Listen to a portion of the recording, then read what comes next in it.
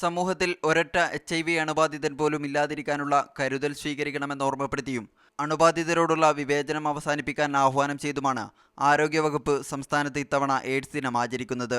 AIDS രോഗികളോട് അവജ്ഞ കാണിക്കുന്ന ഒരു സ്ഥിതിവിശേഷം മുമ്പ് നല്ലോണം സമൂഹത്തിലുണ്ടായിരുന്നു. പക്ഷേ ഇപ്പോൾ അത് കുറഞ്ഞു വന്നിട്ടുണ്ട്.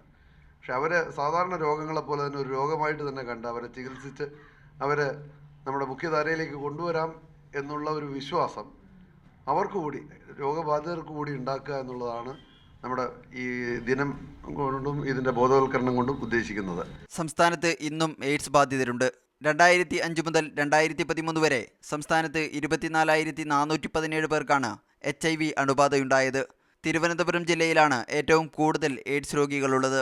ഏറ്റവും കൂടുതൽ ജനസംഖ്യയുള്ള മലപ്പുറം ജില്ലയിലാണ് ആനുപാതികമായി ഏറ്റവും കുറവ് എയ്ഡ്സ് രോഗികളുള്ളത്. അപ്പം കുറവ് ജില്ല എന്ന് പറഞ്ഞാൽ നിങ്ങളുടെ ചോദ്യത്തിന് ഉത്തരം ഇടുക്കി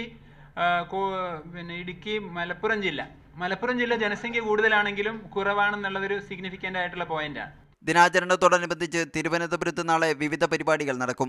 കനകക്കുന്നിൽ നിന്ന് ബൈക്കുകളുടെ അകമ്പടിയോടെ യൂണിവേഴ്സിറ്റി കോളേജ് വരെ റാലി നടക്കും. യൂണിവേഴ്സിറ്റി സെന്റിനറി ഹാളിൽ നടക്കുന്ന പരിപാടിയിൽ ചലച്ചിത്ര താരം സുരേഷ് ഗോപി പതാക വീശും. കേന്ദ്രമന്ത്രി ശശി തരൂർ പരിപാടി ഉദ്ഘാടനം ചെയ്യും. കെ മുരളീധരൻ MLA ചടങ്ങിൽ അധ്യക്ഷത വഹിക്കും.